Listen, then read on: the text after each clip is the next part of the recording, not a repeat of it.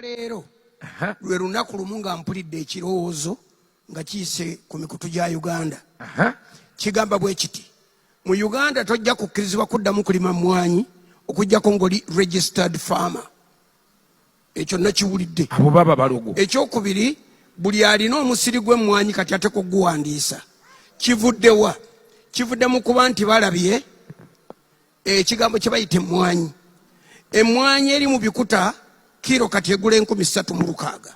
Kase agula gumu 3,600 okutuuka ku gumu 3,900. Kati balabye obugagga obujjira abalimi. Abantu abali corrupt baagala okutta ekirooto ky'abalimi nga babalemesa emmwanyi. Emmwanyi yokka gye bagambye nti ejja kukolebwa bw'etyo. I speak to the powers that be.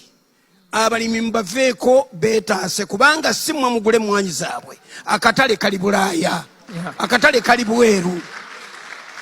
Muleke abantu beerwaneko nabo bayiye obulamu.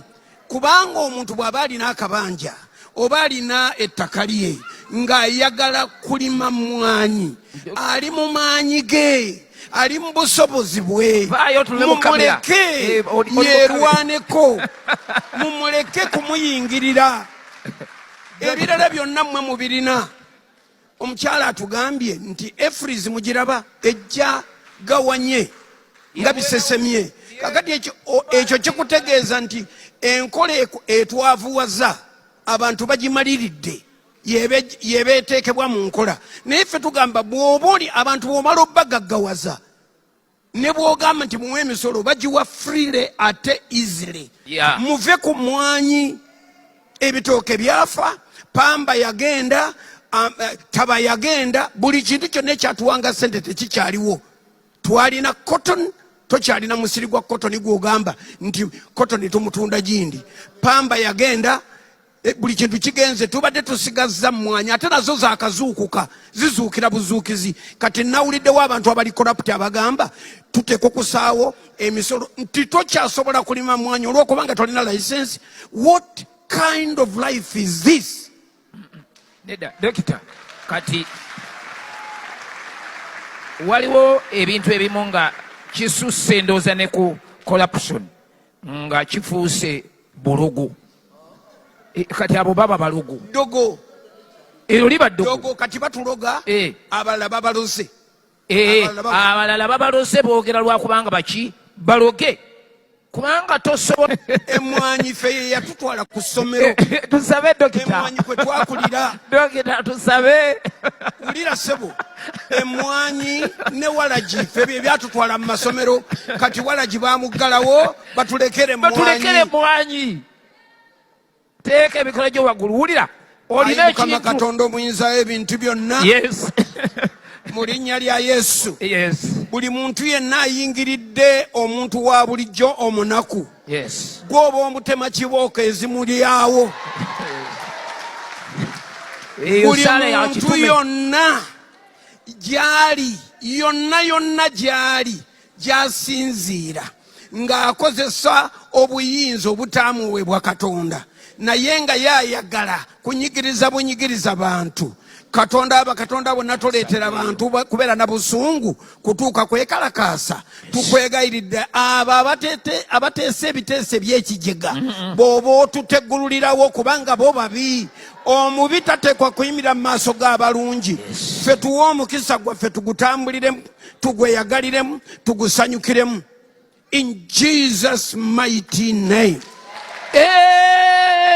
Abaagala okubba emmwanyi z'Abannayuganda abalimi nasabidde abakungu bonna baminisita bonna bekikwatako bonna nabawaddeyo. Ekibalya kibalye mangu, ekibasaawa kibasaawe mangu.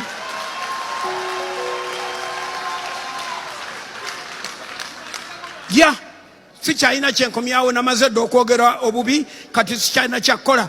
Buli ayagala okweyingiza mu nsonga z'emmwanyi ng'ayagala okuyiikiriza Bannayuganda, ekimulya kimulye mangu, ekimusaawa kimusaawe mangu. Twagala okusaba Katonda alina ekisa. Abaana ba Uganda batandise okuyiiya amagezi. Abantu b'omu ggwanga lino batandise okuyiiya amagezi okwejja mu bwavu. Bayiiya. waleme kubaawo omuzimu nagumu guyimirira mu kkubo lyabwe bagende bakole bye baagala. Omuntu bw'aba alimye ebitaffeeri abitunde.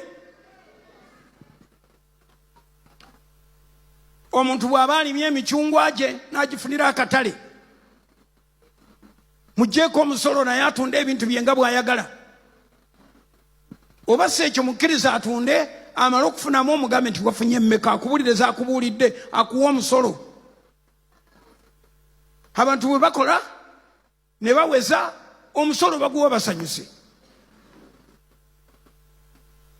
Ya Uganda eyagala nnyo okusolooza emisolo ng'abantu tebannabakola.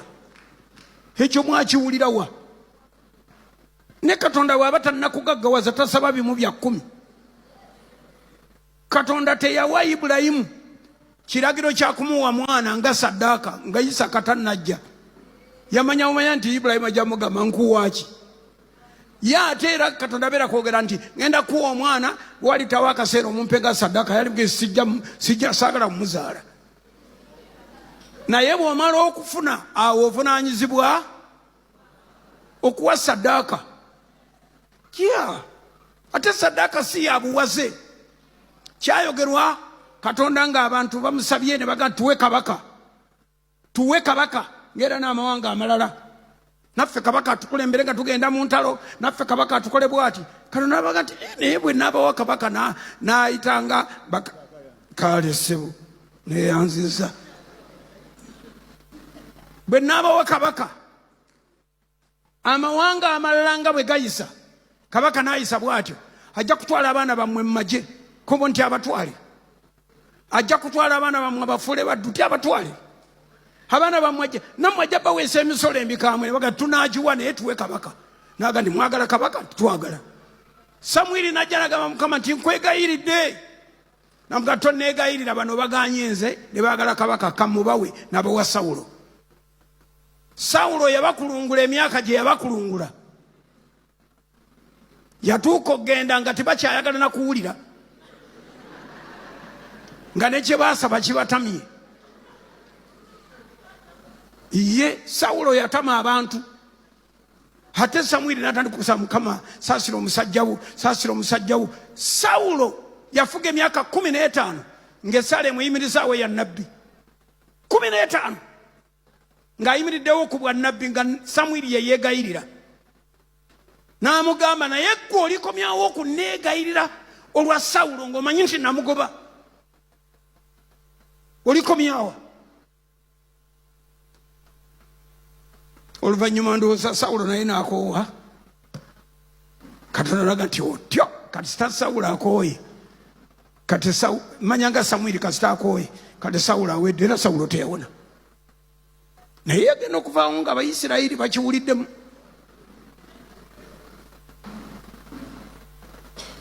Are you ready for the biggest concert of the year? It's time to turn up the heat and light up the stage with the one and only Big Eye. This December 7th, 2024, all roads lead to the Lugogo Cricket Oval for a night you won't forget. Get ready for a high-energy, electrifying performance as Big Eye takes you on a musical journey of his biggest hits. Also featuring all Ugandan artists. Tickets ordinary 20k, VIP 50k, platinum tables 2 million. Get your friends, your squad, and everyone you know because Big Eye is ready to make history. Big Eye live in concert at the Lugogo Cricket Oval, December 7th, powered by Airtel Money, Sonyuka TV, Afro Mobile, Go Sports Betting, Sky Pins Tours and Travels, Brian's, Fines Cafe Bistro, Century Properties, Kima Home Security, Big Eye Foundation, and Climax.